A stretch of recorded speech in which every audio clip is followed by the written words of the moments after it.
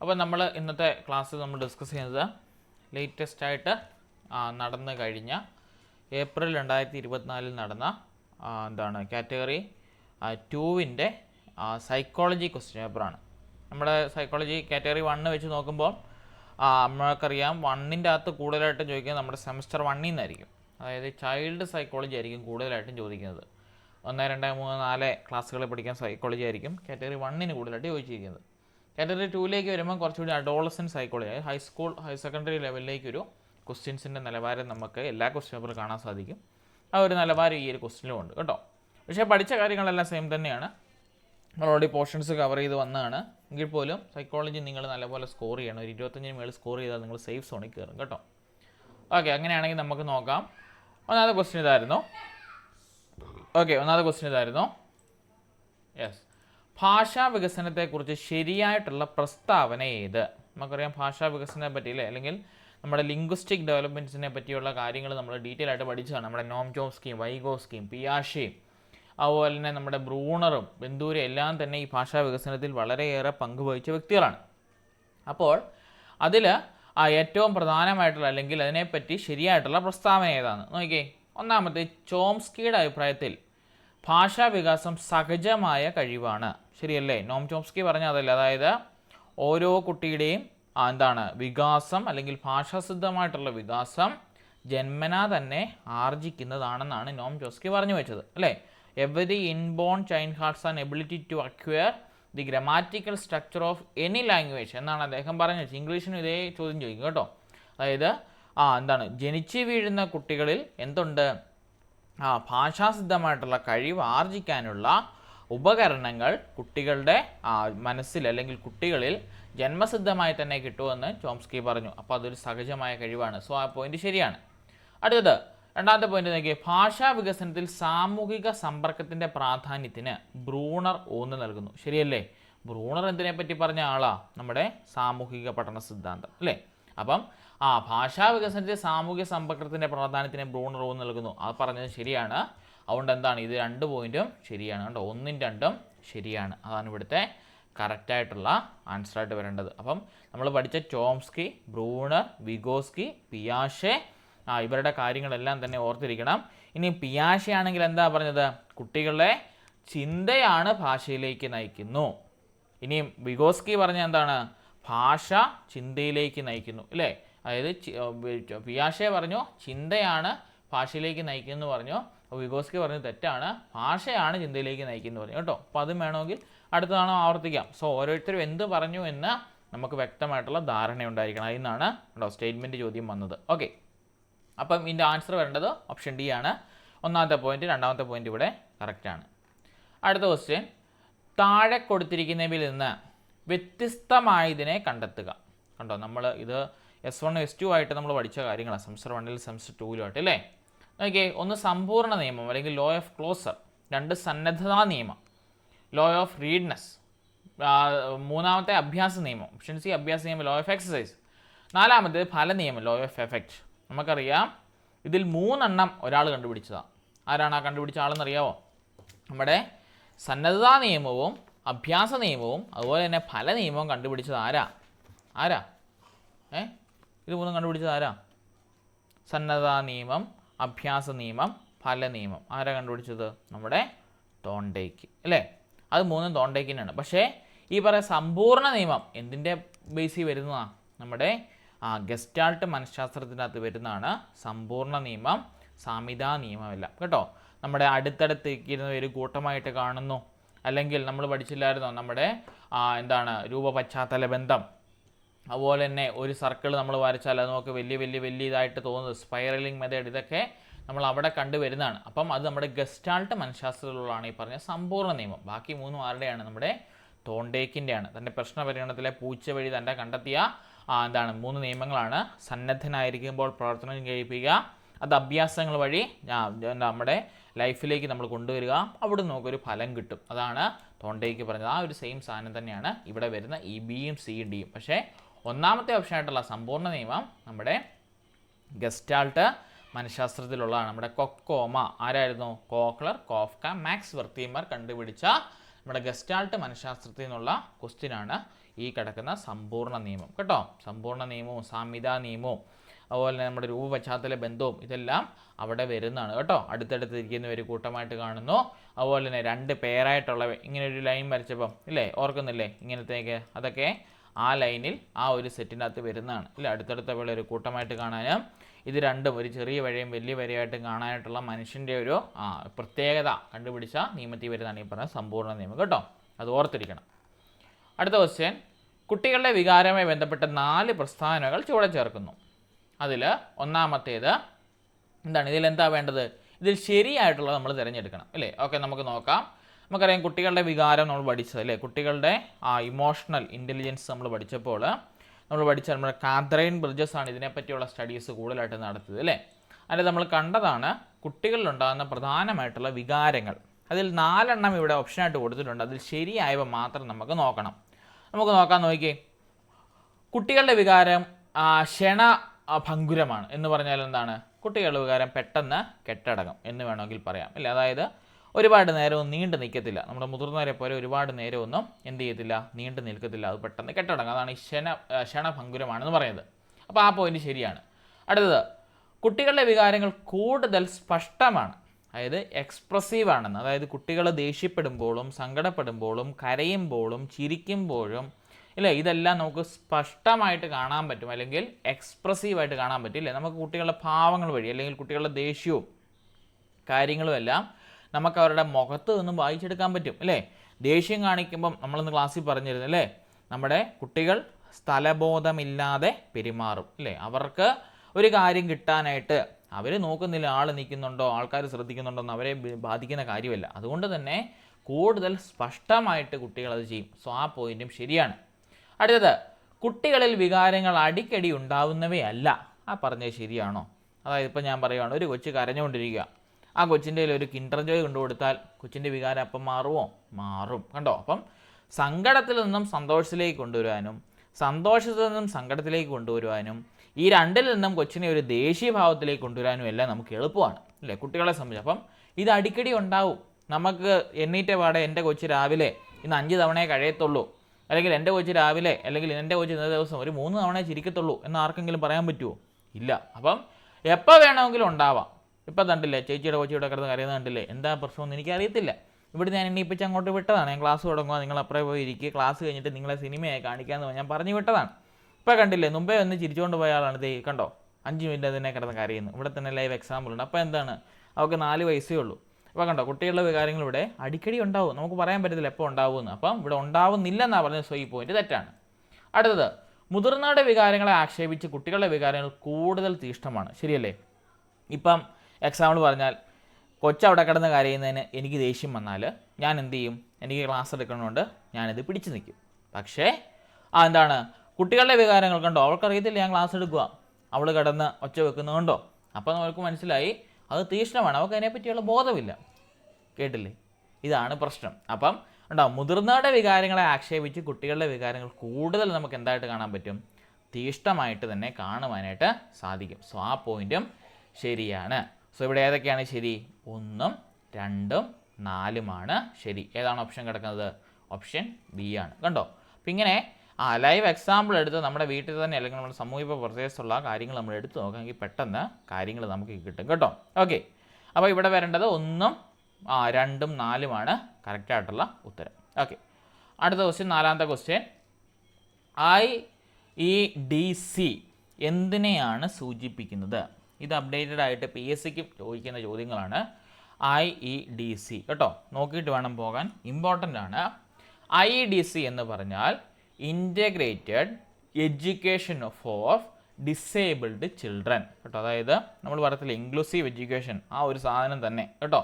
ഈ IEDC എന്തിനെ സൂചിപ്പിക്കുന്നു എന്ന് പറഞ്ഞാൽ integrated education of disabled children കേട്ടോ. അതായത് ഇവിടെ ഞാൻ എടുത്തിട്ടുണ്ടോ, നമ്മുടെ ഈ IEDC എന്ന് പറഞ്ഞാൽ integrated education for disabled children. ഈ ക്വസ്റ്റ്യൻ പേപ്പർ തന്നെ ഇതുമായിട്ട് ബന്ധപ്പെട്ട് മറ്റൊരു ക്വസ്റ്റ്യൻ ഉണ്ട്, എന്തിന് പകരമാണ് IEDC വന്നത്? അപ്പോൾ ഈ ഓർത്തിരിക്കണം, ഈ IEDC എന്ന് പറഞ്ഞാൽ നമ്മൾ ഇൻക്ലൂസീവ് എഡ്യൂക്കേഷൻ അല്ലെങ്കിൽ നമ്മൾ പറഞ്ഞ ഉൾച്ചേർന്ന വിദ്യാഭ്യാസം അത് തന്നെയാണ് ഉദ്ദേശിക്കുന്നത്.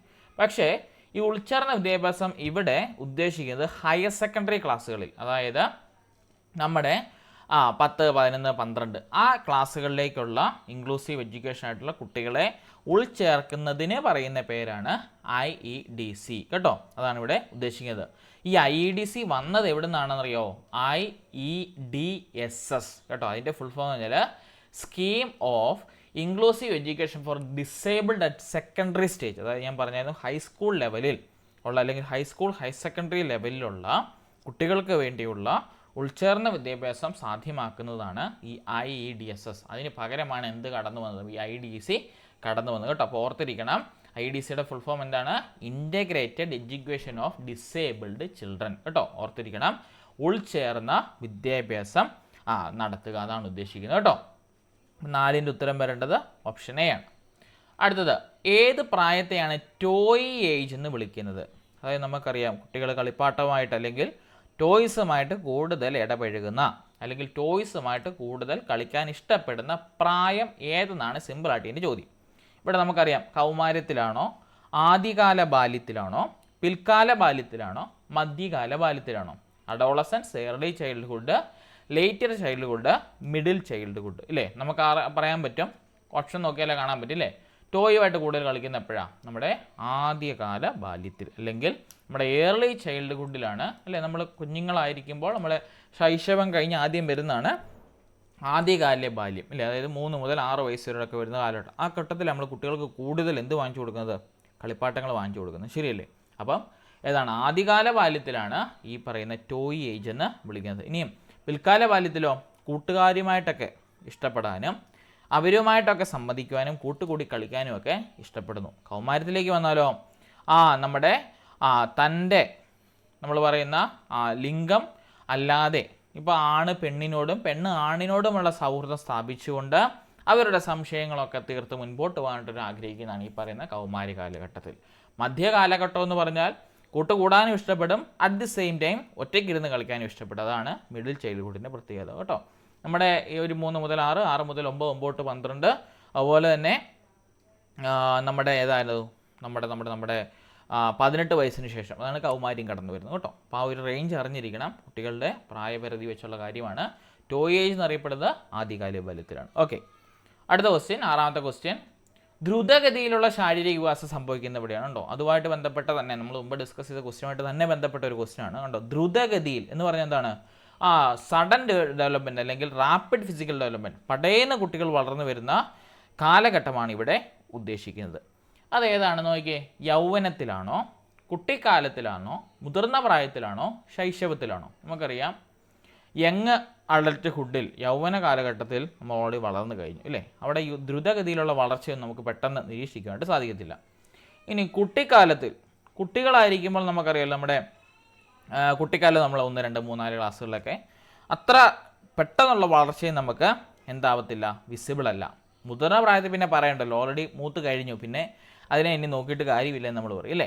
ഓൾറെഡി നമ്മളെ വളർച്ചയെല്ലാം മുരടിച്ചു എന്ന് പറയുന്ന കാര്യം അല്ലേ മുതിർന്ന പ്രായം. അപ്പോൾ അവിടെ ഒരു സഡൻ അല്ലെങ്കിൽ റാപ്പിഡ് ഫിസിക്കൽ ഡെവലപ്മെൻറ്റ് സാധ്യമല്ല. പക്ഷേ ശൈശവ കാലഘട്ടത്തിൽ ശരിയല്ലേ, നമ്മുടെ ഒരു കൊച്ചുണ്ടായി, ശേഷം കൊച്ചൊരു 3-4 മാസത്തിനകം കമന്ന് വീഴുന്നു, ശേഷം 1-2 മാസത്തിനകം തലപൊക്കി നോക്കുന്നു, ശേഷം പെട്ടെന്ന് പിടിച്ചെണ്ണീക്കാൻ നോക്കുന്നു, ലേശം വെച്ച് നടക്കുന്നു, പിടിച്ച് നടക്കുന്നു, ശേഷം കൈവിട്ട് നടക്കാൻ ശ്രമിക്കുന്നു, ശേഷം ഓടാൻ ശ്രമിക്കുന്നു, ശേഷം ചാടാൻ ശ്രമിക്കുന്നു.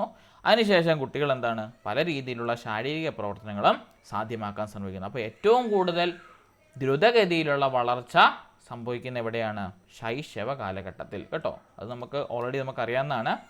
എങ്കിൽ പോലും ഒരു മിനിറ്റ്, ഇപ്പോൾ വരാവേ. എങ്കിൽ പോലും ഓക്കെ, അത് കംപ്ലീറ്റ് ചെയ്തിട്ട് പോകാം. എങ്കിൽ പോലും നമുക്ക് നിരീക്ഷിക്കാനും അതുപോലെ തന്നെ പെട്ടെന്ന് കുട്ടികളുടെ ശാരീരിക വികാസം സാധ്യമാകുന്ന കാലഘട്ടമാണ് ഈ പറയുന്ന ശൈശവ കാലഘട്ടം എന്ന് പറയുന്നത് കേട്ടോ. ഒറ്റ മിനിറ്റ്. സ്കിപ്പിംഗ് റോക്ക് ഉപയോഗിച്ച് ചാടിക്കൊണ്ടിരിക്കുന്ന ചിന്നുവിന് തുടർച്ചയായും നിരന്തരമായും പൂർത്തിയാക്കുന്ന ഓരോ 10ാമത്തെ ചാട്ടത്തിനും ചിന്നുവിൻ്റെ കൂട്ടുകാർ കയ്യടി നൽകി പ്രോത്സാഹിപ്പിക്കുന്നു. ഇത് ഏത് തരം റീഇൻഫോഴ്സ്മെൻറ്റിന് ഉദാഹരണമാണ്? എന്താ ഇവിടെ സംഭവിക്കുന്നത്? ചിന്നു സ്കിപ്പിംഗ് റോപ്പ് ചാടുക. സ്കിപ്പിംഗ് റോപ്പ് എന്നാ അറിയത്തില്ല, ഇങ്ങനെ നമ്മൾ പോലിക്കുന്ന സാധനം നമ്മൾ ഇനി മേൽ കൂടി ഇങ്ങനെ ചാടി വരുന്നത്, മുകളിലോട്ട് പോക്കും താടും മേളിലോട്ട് പോക്കും ചാടുക, ആ സാധനമാണ് സ്കിപ്പിംഗ് റോപ്പ് അല്ലേ? ഇത് ചിന്നു ചാടിക്കൊണ്ടിരിക്കുമ്പോൾ ഓരോ 10ാമത്തെ ചാട്ടം പൂർത്തിയാക്കുമ്പോൾ, അതായത് 10 പിള്ളേർ കൈയടിക്കും, അടുത്ത 10 അടുത്ത 20 പിള്ളേർ വീണ്ടും കൈയടിക്കും, 30 വീണ്ടും കൈയടിക്കും. അങ്ങനെ ചിന്നുവിൻ്റെ കൂട്ടുകാർ എന്ത് ചെയ്യുന്നുണ്ട്? ഓരോ 10ാമത്തെ ചാട്ടത്തിനും ചിന്നുവിൻ്റെ കൂട്ടുകാർ കയ്യടി നൽകി പ്രോത്സാഹിപ്പിക്കുന്നു. ചിന്നു ചിന്നു ചിന്നു എന്നിങ്ങനെ നൽകി കയ്യടി നൽകി പ്രോത്സാഹിപ്പിക്കുന്നു. ഇത് ഏതു തരം റീഇൻഫോഴ്സ്മെൻറ്റിന് ഉദാഹരണമാണ്? ഇവിടെ കണ്ടോ, നിശ്ചിത ഇടവേള പ്രബലന പദ്ധതിയാണോ, അസ്ഥിര ഇടവേള പ്രബലന പദ്ധതിയാണോ, നിശ്ചിത അനുപാത പ്രബലന പദ്ധതിയാണോ, അസ്ഥിര പ്രതികരണ പ്രബലന പദ്ധതിയാണോ? നമുക്കിവിടെ കാണാൻ സാധിക്കും. എന്താണ് നമുക്ക് കണ്ടോ, ഓരോ 10 ചാട്ടത്തിനും ആ കുട്ടികൾ എന്ത് ചെയ്യുന്നത്? കൈ അടിച്ചുകൊണ്ടിരിക്കുന്നത് അല്ലേ? അപ്പോൾ അവിടെ എന്താണ്, ഒരു ഫിക്സഡായിട്ട് റേഷ്യോ അവിടെ ഉണ്ട് അല്ലേ? ഇപ്പോൾ 1:10 അല്ലേ? ഓരോ 10 ചാട്ടത്തിനും കുട്ടികൾ എന്ത് ചെയ്യുന്നുണ്ട്? കൈയടിച്ച് പ്രോത്സാഹിപ്പിക്കുന്നുണ്ട്. അപ്പോൾ ഇവിടെ എന്താ വരുന്നത്? ഫിക്സഡ് റേഷ്യോ റീഇൻഫോഴ്സ്മെൻറ്റ് ഷെഡ്യൂളാണ് ഇവിടെ നടക്കുന്നത് കേട്ടോ. ഓർത്തിരിക്കണം, ഓരോ റേഷ്യോ വെച്ച് ഇപ്പോൾ 10 ചാട്ടത്തിന് കൈയടിച്ച് പ്രോത്സാഹിപ്പിക്കുന്നുണ്ടോ, അല്ലെങ്കിൽ 10 ചാട്ടം ചാടുമ്പോൾ കുട്ടികളെല്ലാവരും ചിന്നുവിനെ പ്രോത്സാഹിപ്പിക്കുന്നു. അപ്പോൾ അവിടെ എന്താണ് നടക്കേണ്ടത്? നിശ്ചിത അനുപാത പ്രബലന പദ്ധതിയാണ് ഇവിടെ നടന്നു വരേണ്ടത്. ഇനിയും എന്താണ് നിശ്ചിത ഇടവേള പ്രബലന പദ്ധതി? ഇപ്പം നമ്മൾ പറയുകയാണ്, ഒരാഴ്ചയിൽ നമ്മൾ യൂണിറ്റ് ടെസ്റ്റ് നടത്തുമ്പോൾ കുട്ടികൾക്ക് നമ്മൾ സമ്മാനങ്ങൾ നൽകി നമ്മൾ എന്ത് ചെയ്യുന്നു? കുട്ടികളെ പ്രോത്സാഹിപ്പിക്കുന്നു. അതെന്താണ്? ഒരു ഇടവേള പദ്ധതിയാണ് ഉണ്ടോ. അതായത് ഓരോ ആഴ്ചയും കണ്ടോ നിശ്ചിതമായിട്ടുള്ള ഇടവേള അല്ലെങ്കിൽ ഒരു ഗ്യാപ്പ് നമ്മൾ കൊടുക്കുന്നുണ്ട്, ഒരു ഫിക്സഡ് ഇൻ്റർവെൽ നമ്മളോട് കൊടുക്കുന്നത്. അതിനെയാണ് നിശ്ചിത ഇടവേള പ്രബലന പദ്ധതി എന്ന് പറയുന്നത്. അടുത്തത് അസ്ഥിര ഇടവേള പ്രബലനം. അത് വേരിയബിളാവും. ഇപ്പോൾ 1ാമത്തെ ആഴ്ച പരീക്ഷ നടത്തി, പിന്നെ വരാൻ പോകുന്നത് 3ാമത്തെ ആഴ്ച ആയിരിക്കും, അല്ലെങ്കിൽ ഇപ്പോൾ അത് കഴിഞ്ഞുള്ള 2ാമത്തെ ദിവസം വരും, അത് കഴിഞ്ഞ് 5ാമത്തെ ദിവസം വരും. ഇങ്ങനെ ഒരു ഇതില്ലാതെ എന്താ പറയുന്നത്, ഒരു കൺസിസ്റ്റൻസി ഇല്ലാതെ, അല്ലെങ്കിൽ കൃത്യമായിട്ടൊരു ഡേറ്റ് ഫിക്സ് ആക്കാതെ ഇന്ന് നടത്തി, 2 ദിവസം കഴിഞ്ഞ് നടത്തി, പിന്നെ 4ാമത്തെ ദിവസം നടത്തി, അത് കഴിഞ്ഞ് അതിൻ്റെ തൊട്ട് അടുത്ത ദിവസം നടത്തി എന്നിങ്ങനെ നമുക്ക് വേരിയബിൾ ആയിട്ടിരിക്കുന്ന ഇൻ്റർവെല്ലാണ് അസ്ഥിര ഇടവേള പ്രബലന പദ്ധതി എന്ന് പറയുന്നത് കേട്ടോ. ഇനി അടുത്തത് നിശ്ചിത അനുപാത പ്രബലന പദ്ധതി എന്ന് പറഞ്ഞാൽ, ഇപ്പം നമ്മൾ പറഞ്ഞ പോലെ ഓരോ ഇതിനും ഇവിടെ സംഭവിച്ചത് എന്താണ്? ഓരോ 10 ചാട്ടം ചാടുമ്പോഴും കുട്ടികൾ കൈയടിക്കുന്നു. അപ്പോൾ 1:10 എന്ന് പറഞ്ഞാൽ റേഷ്യോ, അവിടെ ഒരു റേഷ്യോ കൃത്യമായിട്ടുണ്ട്, നമുക്ക് കണ്ടുപിടിക്കാൻ പറ്റും. അസ്ഥിര പ്രതികരണ പദ്ധതി എന്ന് പറഞ്ഞാലോ, ഇപ്പോൾ ഓരോ 10 ചാട്ടത്തിന് കൈയടിച്ചു, അടുത്ത 2 ചാട്ടത്തിന് കൈയടിച്ച് പ്രോത്സാഹിപ്പിക്കുന്നു, അടുത്ത 6 ചാട്ടം ചാടും വീണ്ടും പ്രോത്സാഹിപ്പിക്കുന്നു. അങ്ങനെ ഒരു റേഷ്യോ ഫിക്സഡ് ആയിട്ട് നമുക്ക് പറയാൻ പറ്റാതെ വന്നാൽ അതാണ് അസ്ഥിര പ്രതികരണ പദ്ധതി എന്ന് പറയുന്നത് കേട്ടോ. ആ കാര്യങ്ങളിൽ നമുക്ക് ഗ്രാഹ്യമുണ്ടായിരിക്കണം. കോമൺ ക്വസ്റ്റ്യൻ ആണ്. അവിടുന്ന് അങ്ങനെ നമുക്ക് ഇത് ഈ പറഞ്ഞ പ്രബലന പദ്ധതി റീഇൻഫോഴ്സ്മെൻറ്റ് ഡെവലപ്മെൻറ്റേ പഠിക്കാനായിട്ടുള്ളൂ. അതിനെ ഈ റേഷ്യോ വെച്ചുകൊണ്ട് അല്ലെങ്കിൽ ഈ പറഞ്ഞ ഫിക്സഡ് ഇൻ്റർവെൽ വെച്ചുകൊണ്ടുള്ളത് ക്വസ്റ്റ്യൻ കണ്ട് നമ്മൾ മനസ്സിലാക്കേണ്ടതായിട്ടുണ്ട്. സോ ആ ഒരു രീതി നമ്മൾ ചിന്തിക്കണം കേട്ടോ. അടുത്ത ക്വസ്റ്റ്യൻ, കോൾബർഗിൻ്റെ ധാർമ്മിക വികസന സിദ്ധാന്തത്തിലെ ആദ്യ 4 ഘട്ടങ്ങളെ ശരിയായ ക്രമത്തിൽ എഴുതുക. നമ്മൾ കഴിഞ്ഞ ലാസ്റ്റ് ക്ലാസ്സിൽ പഠിച്ചു നിർത്തിയതാണ് അല്ലേ? നമ്മുടെ ഡേവിഡ് കോൾബർഗിൻ്റെ ധാർമ്മിക വികസന അല്ലെങ്കിൽ മോറൽ ഡെവലപ്മെൻറ്റിനകത്ത് നമ്മുടെ കോൾബർഗ് തൻ്റെ എന്ത് സ്റ്റോറിയായിരുന്നു? നമ്മുടെ ഹെയ്സ് ഡിലമ എന്ന് പറഞ്ഞ സ്റ്റോറിയിലൂടെ, ഓർക്കുന്നില്ലേ? എന്താണ് മരുന്ന് മോഷ്ടിക്കാനൊക്കെ പോയത് നമ്മുടെ ഭാര്യയെ രക്ഷിക്കാനായിട്ട്. അപ്പം അതിലെ ആദ്യത്തെ 4 ഘട്ടങ്ങളെ ശരിയായിട്ടുള്ള രീതിയിൽ എഴുതുവാനാണ് പറഞ്ഞത്. നമുക്കെല്ലാവർക്കും അറിയാം, ഒന്നാമത് വരേണ്ട ഏതാണോ? ശിക്ഷയും അനുസരണവും അല്ലേ? ഒന്നാമത്തേത് ശിക്ഷയും അനുസരണവും. രണ്ടാമത് വരേണ്ടത് പ്രായോഗികമായിട്ടുള്ള ആക്ഷേപതത്വം. മൂന്നാമത് വരേണ്ട ഏതാണ്? നമ്മുടെ വ്യക്തിയാന്തര സമവായം. നാലാമത്തേത് നിയമസുസ്ഥിതി പരിപാലനം. ഇതാണ് ഓർഡർ വരേണ്ടത്. അപ്പോൾ ഏതാണ് ഓർഡർ? ഓപ്ഷൻ ബി ആണ് കറക്റ്റായിട്ടുള്ള ഓർഡർ. ആ ഓർഡർ നിങ്ങൾ അറിഞ്ഞിരിക്കണം കേട്ടോ. ആ ഒരു ഫൈനൽ ഒരു കോളം നമ്മൾ പഠിച്ചില്ലായിരുന്നോ? ഓർമ്മയില്ല? ആ കോളം നിങ്ങൾ ഓർക്കുന്നില്ലേ? ആ കോളം അന്നും പറഞ്ഞാണ് ഓർത്തിരിക്കണമെന്ന്. ഓർത്തില്ലെങ്കിൽ വീണ്ടും ഞാൻ പറയുന്നത് ഓർക്കണം, വളരെ ഇമ്പോർട്ടൻ്റ് ആണ് കേട്ടോ. ഈ സാധനം കണ്ടോണ്ട് ലാസ്റ്റ് പഠിപ്പിച്ചുണ്ടോ? ശിക്ഷയും അനുസരണവും, പ്രായോഗികമായിട്ടുള്ള ആക്ഷേപികത്വം, പിന്നെ അന്തർവ്യക്തിയ സമന്വയം, സാമൂഹിക പരിപാലനം, നിയമവും സമാധാനവും, പിന്നെയുള്ള സാമൂഹിക വ്യവസ്ഥ, നിയമപരം, സാർവജനീന സജാധാരതത്വം കേട്ടോ. നമ്മൾ ലാസ്റ്റ് ക്ലാസ്സിൽ പറഞ്ഞു നിർത്തിയാണ്. അതാണ് ഇവിടെ വന്നത്. ഏതാണ്? 2. ഒന്നാമത്തെ ശിക്ഷയനുസരണം ആദ്യം വരും. ശിക്ഷയനുസരണവും ആദ്യം വരും. അതിനുശേഷം ശിക്ഷയനുസരണം ആദ്യം. രണ്ടാമത്തേത് പ്രായോഗികമായിട്ടുള്ള ആക്ഷേപതത്വം ഉണ്ടോ, അത് നാലാമത്തേതാണ്. അടുത്തേതാ? അന്തർവ്യക്തിയ സമന്വയം ഉണ്ടോ, നമ്മുടെ വ്യക്തിയാന്തര സമവായമാണ് അവിടെ വരേണ്ടത്. അതിനുശേഷം നിയമ സുസ്ഥിതി പരിപാലനം ഉണ്ടോ, സാമൂഹിക വ്യവസ്ഥ, നിയമ സുസ്ഥിതി പരിപാലനം. സോ ഈ ഓർഡർ നിങ്ങൾ ഓർത്തിരിക്കണം, വളരെ ഇമ്പോർട്ടൻ്റ് ആണ്. ഇവിടുന്ന് ഒരു ചോദ്യം ഷുവറായിട്ട് ചോദിക്കും കേട്ടോ. സോ ഡേവിഡ് കോൾബർഗിൻ്റെ ഹെയിൽസ് ഡിലമ എന്ന് പറഞ്ഞ സ്റ്റോറിയും അതേപോലെ തന്നെ അവിടുന്ന് കണ്ടെത്തിയ കാര്യങ്ങളും മോറൽ ഡെവലപ്മെൻറ്റിൽ അദ്ദേഹം കണ്ടെത്തിയ കാര്യങ്ങളും വളരെ ഇമ്പോർട്ടൻ്റ് ആണ്. അത് പഠിക്കണം കേട്ടോ. ഈ ഓർഡർ ഓർത്തിരിക്കണം. 9ാമത്തെ ക്വസ്റ്റ്യൻ. ഓക്കെ, ബേഠി ബച്ചാവോ ബേഠി പഠാവോ ക്യാമ്പയിനിൽ താഴെ പറയുന്നവയിൽ ഏതിന് ഊന്നൽ നൽകുന്നില്ല? നമ്മൾ നമ്മുടെ നോർത്ത് ഇന്ത്യയിൽ നിന്നൊക്കെ വരുന്ന ലോറി നിങ്ങൾ ശ്രദ്ധിച്ചിട്ടുണ്ടോ? ലോറിയുടെ പുറകുവശം അവിടെ എപ്പോഴും എഴുതി വെക്കുന്ന ഒരു സെൻറ്റൻസാണ് ബേഠി ബച്ചാവോ ബേഠി പഠാവോ എന്ന് പറയുന്നത്. എന്താണ് അർത്ഥമാക്കുന്നത് അറിയോ? പെൺകുട്ടികൾ പഠിക്കട്ടെ, അവർ വളരട്ടെ എന്നതാണ് എന്ത് പറയുന്നത് അതിൻ്റെ അകത്ത് പറയുന്നത്. നിങ്ങൾ ഈ നോർത്ത് ഇന്ത്യയിൽ നിന്നുള്ള മഹാരാഷ്ട്ര അതുപോലെയുള്ള ഡൽഹി അതുപോലെയുള്ള ലോറികൾ നമ്മളിവിടെ വരത്തില്ല, നാഷണൽ ഗവൺമെൻറ് ലോറികൾ വരുമ്പോൾ അതിൻ്റെ പുറകെ നിങ്ങൾ ശ്രദ്ധിച്ചാൽ മതി, ഈ ഒരു സെൻറ്റൻസ് എഴുതി വെച്ചിട്ടുണ്ട് ഹിന്ദിയിലും ഇംഗ്ലീഷിലും. ബേഠി ബച്ചാവോ ബേഠി പഠാവോ എന്നൊരു സെൻറ്റൻസ്. അതിലെന്തിനാണ് ഊന്നൽ നൽകാത്തതെന്നാണ് പറയുന്നത്. അതായത് പെൺകുട്ടികൾ, നമുക്കറിയാലോ ആൺകുട്ടികളാണ് ഇന്നത്തെ എവിടെ ചെന്നാലും മുമ്പിൽ നിൽക്കുന്നത്, അല്ലെങ്കിൽ നമ്മുടെ പുരുഷന്മാരാണ് എവിടെ ചെന്നാലും മുമ്പിലുള്ളത്. സോ പെൺകുട്ടികളെയും കൂടി ആ മുൻനിര ക്രമത്തിലേക്ക് കൊണ്ടുവരാനായിട്ട് അങ്ങനത്തെ നമ്മുടെ ഈ പറഞ്ഞ നോർത്ത് ഇന്ത്യൻസൊക്കെ പറയുന്ന ഒരു വാചകമാണ് ബേഠി ബച്ചാവോ ബേഠി പഠാവോ എന്നത്. ഇപ്പം നമ്മുടെ നരേന്ദ്രമോദിയൊക്കെ പ്രസംഗിക്കുന്ന മിക്ക എഡ്യൂക്കേഷനായിട്ടുള്ള കാര്യത്തിനകത്തും ഈ ഒരു സ്റ്റാൻസ് അല്ലെങ്കിൽ ആ ഒരു ലോഗോ കൂടി വെക്കുന്നുണ്ട്. ഞാൻ വേണേൽ കാണിച്ചു തരാം. ബേഠി ഓക്കെ, അതിന് ലോഗോ ഒക്കെ ഉണ്ട് കേട്ടോ.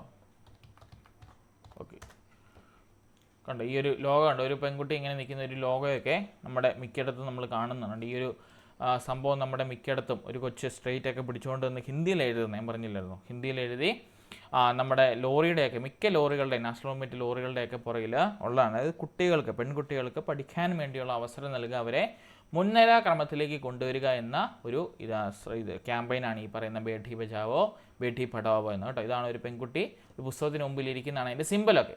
അപ്പോൾ എന്താണ് ഇവിടെ ഉദ്ദേശിക്കുന്നത്? നമ്മുടെ ഇതുമായിട്ട് ഏതിന് ഊന്നൽ നൽകുന്നില്ല എന്നാണ് ചോദിച്ചിരിക്കുന്നത്. ഓക്കെ, ലിംഗസമത്വവും സ്ത്രീ ശാക്തീകരണവും ഉറപ്പാക്കുക. ഒബ്വിയസ്ലി അതിന് ഊന്നൽ നൽകുന്നുണ്ട് ഇല്ലേ? ഏതൊക്കെ നൽകുന്നില്ലെന്നാണ് നമുക്ക് ഉത്തരം വേണ്ടത് കേട്ടോ. സോ എന്താണ് നമ്മുടെ ലിംഗസമത്വവും സ്ത്രീ ശാക്തീകരണവും ഉറപ്പാക്കുക. രണ്ടാമത്തേത് പെൺകുട്ടികളുടെ നിലനിൽപ്പും സംരക്ഷണവും. മൂന്നാമത്തേത് ലിംഗപക്ഷപാതവും ലിംഗ പ്രാതിനിധ്യപരമായിട്ടുള്ള തിരഞ്ഞെടുപ്പും ഒഴിവാക്കുക. നാലാമത്തേത് പുരുഷ ലിംഗാനുപാതം മെച്ചപ്പെടുത്തുക. നമുക്കിവിടെ പറയാനായിട്ട് സാധിക്കും. ഏതാണ് നമ്മുടെ ഒന്നാമത്തെ നോക്കിയേ, നമ്മുടെ ഏതിന് ഊന്നൽ നൽകുന്നില്ല എന്നതാണ് വേണ്ടത്. നോക്കിയേ, നമ്മുടെ ലിംഗസമത്വവും സ്ത്രീ ശാസ്ത്രീകരണവും ഉറപ്പാക്കുക എന്ന് പറഞ്ഞാൽ എന്താണ്? ശരിയല്ലേ? ഇതിനകത്ത് നമുക്കത് വേണ്ടതല്ലേ? ഏതാണ് നമ്മുടെ ലിംഗസമത്വം ഉറപ്പാക്കണം, അതുപോലെ തന്നെ സ്ത്രീ ശാസ്ത്രീകരണം ഉറപ്പാക്കണം. സോ അത് കറക്റ്റ് പോയിൻ്റാണ് പറഞ്ഞത്. അടുത്ത പെൺകുട്ടികളുടെ നിലനിൽപ്പ് സംരക്ഷണവും ഇല്ലേ? നമുക്കറിയാം നമ്മുടെ മിക്ക ഹോസ്പിറ്റലിലും നമ്മൾ ഈ പറഞ്ഞ നമ്മുടെ കേരളത്തിലില്ല, പക്ഷേ പുറത്തോട്ടുള്ള സ്റ്റേറ്റുകളും രാജ്യങ്ങളും ഒക്കെ നോക്കുവാണെങ്കിൽ നമ്മുടെ കാലഘട്ടത്തിൽ, അതായത് നമ്മുടെ ഗർഭസ്ഥിശുവായിരിക്കുന്ന കാലഘട്ടത്തിൽ നമുക്ക് ജെൻഡർ അറിയാൻ സാധിക്കും. പെണ്ണ് അല്ലെങ്കിൽ പെൺകുട്ടിയാണോ ആൺകുട്ടിയാണോ എന്നുള്ള ജെൻഡർ ചെക്കപ്പ് ചെയ്യുന്നുണ്ട്. അപ്പം അതിൽ പെൺകുട്ടിയാണെങ്കിൽ മിക്കവരും എന്താണ് അതിനെ കളയുകയാണ് ചെയ്യുന്നത്, അല്ലെങ്കിൽ അതിനെ അഡോപ്റ്റ് ചെയ്യാതെ ഇരിക്കുകയാണ് ചെയ്യുന്നത്. കാരണം നമുക്കറിയാം പെൺകുട്ടികളുടെ കാര്യങ്ങൾ, അതായത് അവർ വളർന്നു വരുന്ന സാഹചര്യത്തിൽ അവർ അനുഭവിക്കേണ്ടി വരുന്ന പ്രശ്നങ്ങളും അല്ലെങ്കിൽ കുടുംബത്തിനുണ്ടാകുന്ന ബാധ്യതയുമെല്ലാം ഓർത്തുകൊണ്ട് അവരെന്താണ് അങ്ങനെ ഒരു പെൺകുട്ടികളെ കൂടുതലായിട്ട് നമ്മൾ അവോയ്ഡ് ചെയ്യുകയാണ് അങ്ങനെ ചെയ്യുന്നത്. അപ്പോൾ അങ്ങനെ കണ്ടുകൊണ്ട് തന്നെ അവിടെ ഒരു ഈ പറഞ്ഞ അഡാപ്റ്റേഷൻ ഇല്ലാതെ വരുന്നുണ്ട്. അപ്പോൾ അവരുടെ നിലനിൽപ്പിനും സംരക്ഷണത്തിനും അത് ഭീഷണിയായിട്ട് മാറുന്ന ഒരു കാര്യമാണ്. അതുകൊണ്ടാണ് നമ്മുടെ ഇന്നത്തെ ഹോസ്പിറ്റലിലൊക്കെ നമ്മൾ ഈ പറഞ്ഞ ലേബർ റൂമിൻ്റെയും അതുപോലെ തന്നെ സ്കാനിങ് ഏരിയയുടെയൊക്കെ അടുത്ത് വെച്ച് കണ്ടിട്ടുണ്ടോ സെക്ഷൻ, നമ്മുടെ കേരളത്തിലുള്ള സെക്ഷൻ വൈസ് അങ്ങനെ ജെൻഡർ അറിയുന്നത് നിയമത്തിലുള്ളതാണ്. നിയമപരമായി കുറ്റകരമാണ് കേട്ടോ. ജയിലിലടക്കാനും അതുപോലെ തന്നെ ഫൈൻ അടയ്ക്കാനും തക്കതായ പിഴ ഈടാക്കാനുമുള്ള കുറ്റകരമായിട്ടുള്ള ശിക്ഷയാണ്. കൊച്ചു ജനിച്ച് കഴിയുമ്പോൾ മാത്രമേ നമുക്ക് ലിംഗം അറിയാനായിട്ടുള്ള അവകാശം നമ്മുടെ നാട്ടിലുള്ളൂ കേട്ടോ. അതുകൊണ്ട് തന്നെ ആരും ആ ഒരു പരിപാടിക്ക് മുതിരരുത്. അപ്പം ആ പെൺകുട്ടികളുടെ നിലനിൽപ്പും സംരക്ഷണവും അവിടെ പ്രാധാന്യം കൊടുക്കുന്നതാണ്. അടുത്ത ലിംഗപക്ഷാപാതവും ലിംഗപ്രാതിനിധ്യമായിട്ടുള്ള തിരഞ്ഞെടുപ്പും ഒഴിവാക്കുക. ഉണ്ടോ? അത് വേണ്ട കാര്യമാണോ? അല്ല. ഈ രണ്ട് കാര്യങ്ങൾ നമ്മൾ ശരിക്കും പറയുന്നുണ്ട്. ലിംഗപക്ഷാപാതവും പ്രാതിനിധ്യപരമായിട്ടുള്ള തിരഞ്ഞെടുപ്പും ഒഴിവാക്കുക. ഇപ്പം നമുക്ക് ആൺകുട്ടികൾ മാത്രമാകണം അല്ലെങ്കിൽ പെൺകുട്ടികൾ ഒഴിവാക്കി ആണുങ്ങളെ മാത്രം ഈ വനിത, നമുക്കിപ്പം ഇലക്ഷനൊക്കെ കാണുമ്പോൾ അറിയാലോ വനിതാ സീറ്റുകൾ നമ്മൾ നൽകുന്നുണ്ട്. എന്തിനാണെന്ന് വെച്ചാൽ അവരും ആ ഒരു ക്രമത്തിലേക്ക് വരുവാനായിട്ട്. സോ ആ പോയിന്റും അവിടെ തെറ്റായിട്ടാണ് വരുന്നത്. അടുത്തത് പുരുഷ ലിംഗാനുപാതം മെച്ചപ്പെടുത്തുക അല്ലെങ്കിൽ improve the sex ratio of male എന്ന് പറഞ്ഞാൽ എന്താണ്, ആണുങ്ങളുടെ സെക്സ് റേഷ്യോ അവിടെ വീണ്ടും എന്ത് ചെയ്യാനാണ്, മെച്ചപ്പെടുത്താനാണ് പറയുന്നത്. അതുകൊണ്ട് പെൺകുട്ടികൾക്ക് അല്ലെങ്കിൽ ഈ പറഞ്ഞ ബേട്ടി ബച്ചാവോ ബേട്ടി പഠാവോ എന്ന് പറഞ്ഞ കാര്യത്തിന് യാതൊരു എന്തുമില്ല, പ്രസക്തിയും പറയുന്നില്ല അല്ലേ. അതുകൊണ്ട് തന്നെ ആ ഒരു കാര്യം നിങ്ങൾ ഓർത്തിരിക്കണം. നമ്മുടെ ഇതിലെ ക്വസ്റ്റ്യനെ കണ്ടോ റോങ് ക്വസ്റ്റ്യനായിട്ട് വന്നതാണ്. ഈ പറഞ്ഞതിൻ്റെ അകത്ത് നമുക്ക് ഇതിനകത്ത് കറക്റ്റായിട്ടൊരു ഉത്തരം തിരഞ്ഞെടുക്കാനായിട്ട് പറ്റത്തില്ല. ഇപ്പോൾ 1ഉം അതുപോലെ 2ഉമാണ് ഇവിടെ ശരിയായിട്ടുള്ള പ്രസ്താവന, 3ഉം 4ഉമാണ് തെറ്റ് വരേണ്ടത് അല്ലേ. അപ്പോൾ ഇവിടെ നോക്കി ഓപ്ഷൻ്റെ അകത്ത് അങ്ങനെ ഒരു ഓപ്ഷൻ ഇല്ല. അതുകൊണ്ട് തന്നെ ഇതിൻ്റെ പ്രൊഫഷണൽ ആൻസർ കീക്കകത്ത് ആ ക്വസ്റ്റ്യൻ റോങ് ഉണ്ടോ, എ സെറ്റിനകത്ത് 9ാമത്തെ ക്വസ്റ്റ്യൻ റോങ് ക്വസ്റ്റ്യനായിട്ട് ക്വസ്റ്റ്യൻ ക്യാൻസൽ ആയതാണ് കേട്ടോ. നിങ്ങളത് എടുത്ത് കാണിച്ചതാണ്. കാരണം അങ്ങനെ ഒരു ക്വസ്റ്റ്യൻ വന്ന് നിങ്ങൾ ഒബ്വിയസ്ലി ബബിൾ ചെയ്യണം. നിങ്ങൾക്കറിയാമല്ലോ 150 ക്വസ്റ്റ്യൻ നിങ്ങൾ 150 എണ്ണം ബബിൾ ചെയ്യണം, നിങ്ങൾക്ക് നെഗറ്റീവ് മാർക്കിംഗ് ഇല്ല. അപ്പോൾ ആ ക്വസ്റ്റ്യൻ ക്യാൻസൽ ആയാൽ ബബിൾ ചെയ്തെങ്കിൽ എല്ലാവർക്കും മാർക്ക് കിട്ടും കേട്ടോ. ഉത്തരം ശരിയാണോ തെറ്റാണോ നോക്കത്തില്ല, നിങ്ങൾ ആ ക്വസ്റ്റ്യൻ ബബിൾ കിട്ടണോ നിങ്ങൾക്ക് അതിന് മാർക്ക് വരും. അപ്പം ഉണ്ടോ ക്വസ്റ്റ്യൻ എയിലെ 9ാമത്തെ ക്വസ്റ്റ്യൻ തെറ്റാണ്. സോ അതുകൊണ്ട് തന്നെ ആ ക്വസ്റ്റ്യൻ റോങ് ക്വസ്റ്റ്യനായിട്ട് ആ ക്വസ്റ്റ്യൻ ക്യാൻസൽ ചെയ്യുക, റിമാർക്കിൻ്റെ അകത്ത് അവസാനം വന്നപ്പോൾ വന്നത് കേട്ടോ. അതുകൊണ്ട് തന്നെ ആ ക്വസ്റ്റ്യൻ ക്യാൻസലായിട്ട് പോയി. അതായത് 9ാമത്തെ ക്വസ്റ്റ്യൻ്റെ ശരിയായിട്ടുള്ള ഉത്തരം നമുക്ക് കണ്ടുപിടിക്കാൻ പറ്റാതെ വന്നു. സോ ബബിൾ ചെയ്ത എല്ലാവർക്കും ABCD ഏതെങ്കിലും ഒരെണ്ണം കറപ്പിച്ച എല്ലാവർക്കും 1 മാർക്ക് കിട്ടിയിട്ടുണ്ട് കേട്ടോ. സോ കേറ്ററ്റിൻ്റെ കാര്യത്തിൽ പ്രത്യേകം ഓർത്തോണം, നെഗറ്റീവ് മാർക്കിംഗ് ഇല്ല. അതുകൊണ്ട് തന്നെ നമുക്ക് എന്ത് ചെയ്യാൻ പറ്റും, ക്വസ്റ്റ്യൻസ് നമുക്ക് എല്ലാം കറപ്പിക്കാനായിട്ട് പറ്റും കേട്ടോ. ആ കാര്യം കൂടി നിങ്ങൾ ഓർത്തിരിക്കണം. 10ാമത്തെ ക്വസ്റ്റ്യനിലേക്ക് വരുമ്പോൾ ഭാമ പബ്ലിക് സ്കൂളിൽ പഠിക്കുന്ന ഒരു കുട്ടിയാണ്. ഭാമ പബ്ലിക് സ്കൂളിൽ പഠിക്കുന്ന ഒരു കുട്ടി ഷൂ ധരിച്ചതായി സിനോബ് കണ്ടു. പിന്നെ അതേ സ്കൂളിൽ 5 കുട്ടികൾ കൂടി ചുവന്ന ഷൂസ് ധരിച്ചതായി അവൻ കണ്ടു. ഭാമ സ്കൂളിലെ കുട്ടികളെല്ലാവരും ചുവന്ന ഷൂസ് ധരിക്കുന്നവരാണെന്ന നിഗമനത്തിൽ അവൻ എത്തി. അപ്പോൾ ഈ ഭാമ എന്ന് പറഞ്ഞ പബ്ലിക് സ്കൂളിൽ പഠിക്കുന്ന കുട്ടികൾ എന്താണ്, ഒരു കുട്ടി ചുവന്ന ഷൂ ധരിച്ചതായി സിനോബ് കാണുകയുണ്ടായി. പിന്നീട് അതേ സ്കൂളിലെ 5 കുട്ടികൾ കൂടി ചുവന്ന ഷൂസ് ധരിക്കുന്നതായിട്ട് അവൻ കണ്ടു. അതായത് നമ്മൾ ഈ വഴി കൂടി യാത്ര ചെയ്യുമ്പം ID കാർഡിൽ കണ്ടു ഭാമ പബ്ലിക് സ്കൂൾ എന്ന് പറഞ്ഞ് കണ്ടു. അവിടെ നമ്മുടെ സിനോബ് എന്ന് പറഞ്ഞ കൊച്ചി ആദ്യത്തെ ദിവസം ഒരു കൊച്ചിനെ കണ്ടു ചുവന്ന ഷൂസ് ധരിച്ചു പോകുന്നത്. 2ാമത്തെ ദിവസം പോയപ്പം അതുപോലെ 5 പേരെ കണ്ടു ഈ ചുവന്ന ഷൂസ് ധരിച്ചുകൊണ്ട് പോകുന്നത്.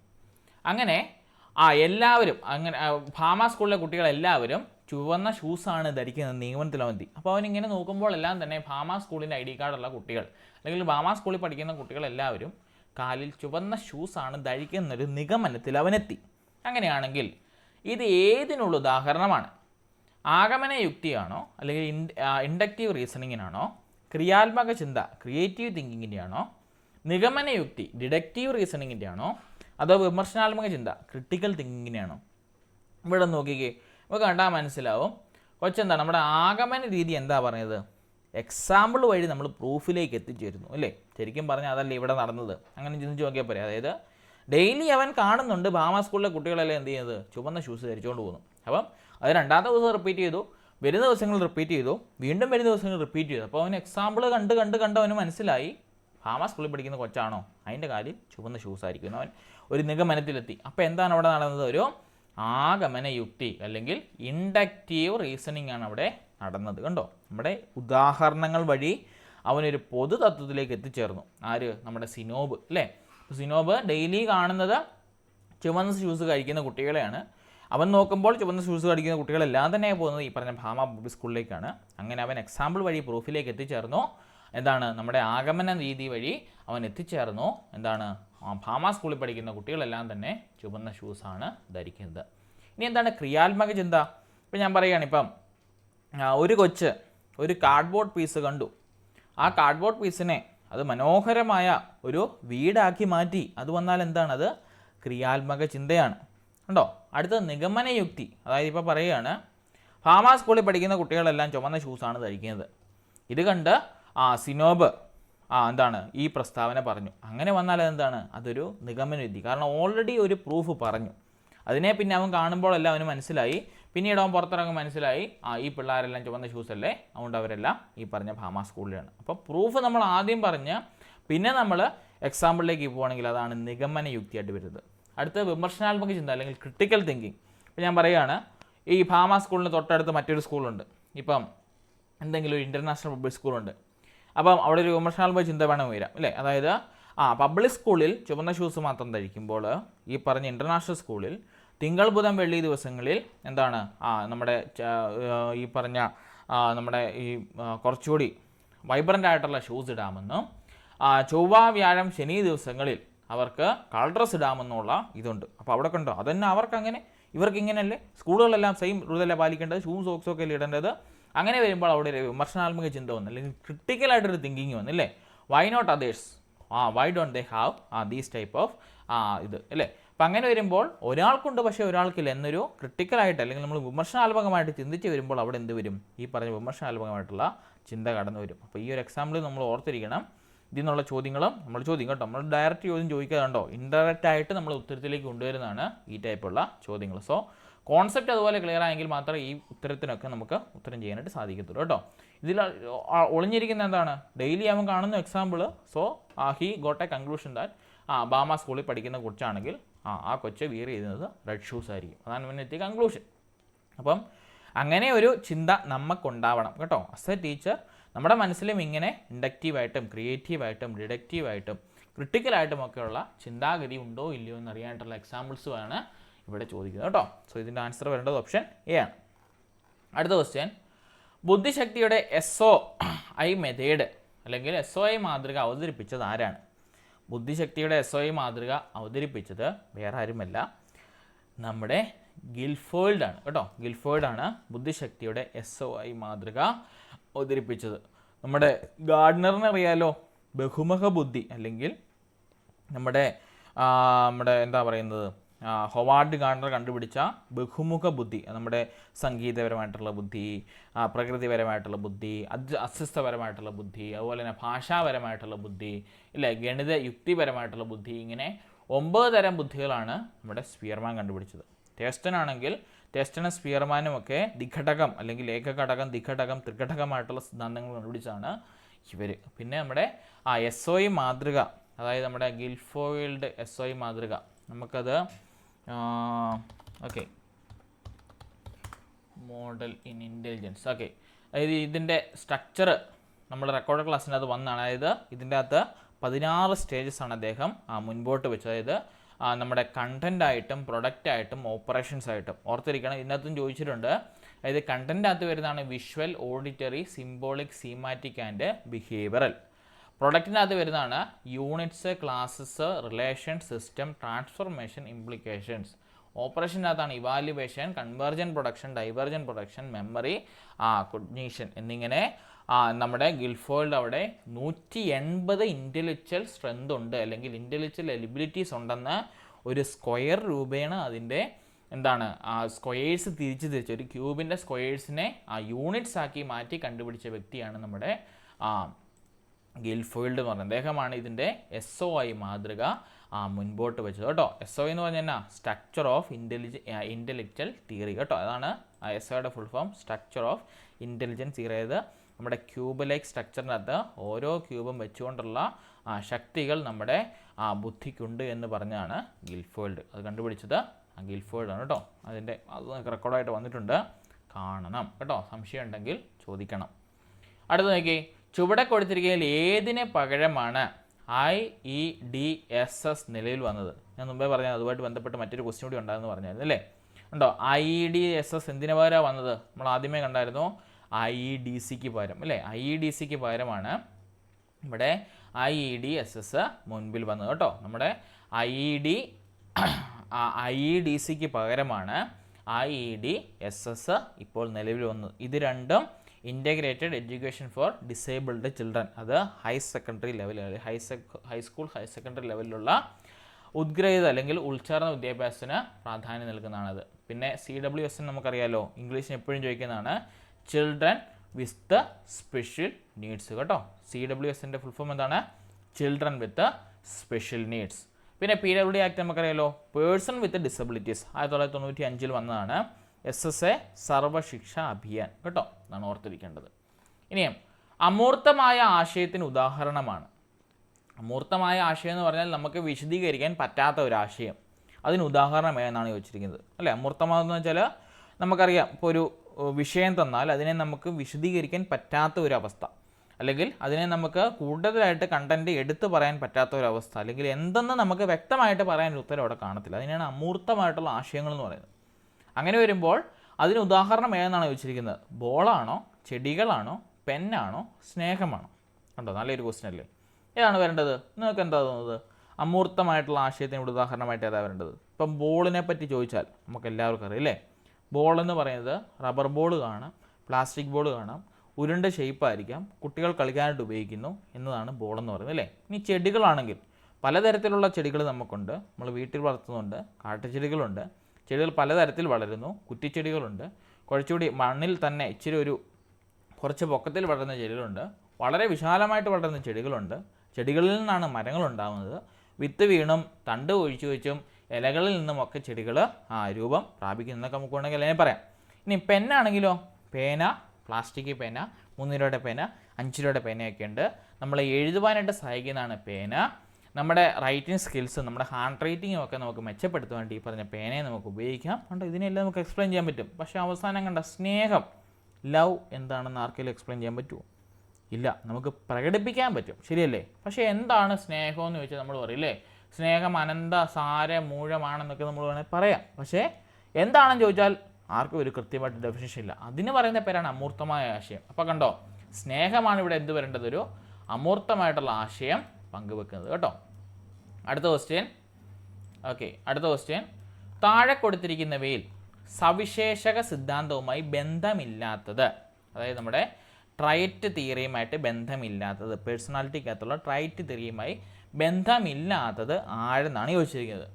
BF സ്കിന്നറാണോ, ജിലബിളി ആൽപോർട്ടാണോ, ഹാൻസ് ഡേ ഐസക് ആണോ, റെയ്മൻ കാറ്റിലാണോ? നമുക്കറിയാം, നമ്മൾ ആദ്യം പഠിച്ചതാണ് അല്ലേ, നമ്മുടെ പപ്പ വായെ പൂത്ത SRSൻ്റെ അകത്ത് നമ്മൾ വന്നതല്ലേ. തോണ്ടയ്ക്കും സ്കിന്നറും അതുപോലെ തന്നെ നമ്മുടെ പാവ്ലോവും എല്ലാം തന്നെ അവിടെ കടന്ന് അവർ വ്യവഹാരവാദികളാണ്. അവരൊരിക്കലും നമ്മുടെ പേഴ്സണാലിറ്റിയെ പറ്റി അല്ലെങ്കിൽ വ്യക്തിത്വത്തെ പറ്റിയുള്ള പഠനം നടത്തിയിട്ടില്ല. അപ്പം ഇവിടെ വരേണ്ടത് ഉത്തരം ആരാണ്? നമ്മുടെ വ്യക്തിത്വ സവിശേഷ സിദ്ധാന്തമായിട്ട് ബന്ധമില്ലാത്തത് BF സ്കിന്നറാണ് കേട്ടോ. സ്കിന്നർ പ്രബലന രീതികളാണ് മുമ്പോട്ട് വെച്ചത്, അല്ലാതെ വ്യക്തിത്വ വികസന സിദ്ധാന്തമല്ല. ഈ GW ആൽപോർട്ട്, ഗോൾഡൻ വില്ലിയാർഡ് ആൽപോർട്ടാണ് വ്യക്തിത്വത്തിന് ഒരു നിർവചനം തന്നെ കൊണ്ടുവന്നത് കേട്ടോ. അതിന് പക്ക വ്യക്തിത്വം, മച്ചുവേർഡ് പേഴ്സണാലിറ്റി, ഇതുപോലെയുള്ള തിയറീസ് എല്ലാം കൊണ്ടുവന്നത് ഈ പറഞ്ഞ GW ആൽപോർട്ടാണ്. പിന്നെ റെയ്മൻ കാറ്റിലും അതുപോലെ തന്നെ ഹാൻസ് ഡേ ഐസക്കും ഒക്കെ പറഞ്ഞത് നമ്മുടെ വ്യക്തിത്വ വികസനത്തെ പറ്റിയാണ്. അല്ലെങ്കിൽ എങ്ങനെയാണ് ഒരു വ്യക്തി ഒരു പൂർണ്ണനായി മാറുന്നത്, അല്ലെങ്കിൽ എങ്ങനെയാണ് ഒരു വ്യക്തി നല്ലൊരു വ്യക്തിത്വം, നല്ലൊരു പേഴ്സണാലിറ്റി കൈവരിക്കുന്നതെന്നാണ് ഇവർ പങ്കുവെച്ചത് കേട്ടോ. അവരുമായിട്ട് ബന്ധമില്ലാത്തത് BF സ്കിന്നറാണ്. അടുത്ത ക്വസ്റ്റ്യൻ.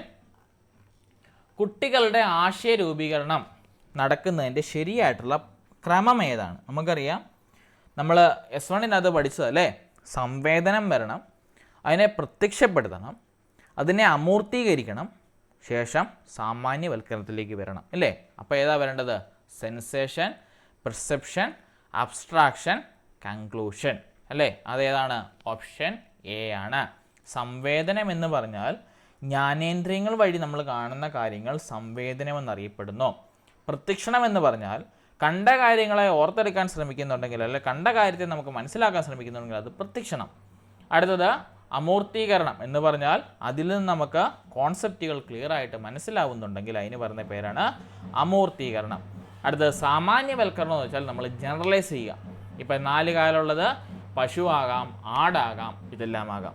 2 കാല് വരുന്നതാണെങ്കിൽ കോഴി, മനുഷ്യർ, പക്ഷികൾ, ഇതെല്ലാം 2 കാലുള്ളവയാണ്. അപ്പം അങ്ങനെ സാമാന്യവൽക്കരിക്കുമ്പോൾ കുട്ടികൾക്കൊരു അണ്ടർസ്റ്റാൻഡിങ് കിട്ടും. അപ്പോൾ അവിടെയാണ് ആശയ രൂപീകരണം നടക്കുന്ന ശരിയായിട്ടുള്ള ഘട്ടം കടന്നു വരുന്നത്.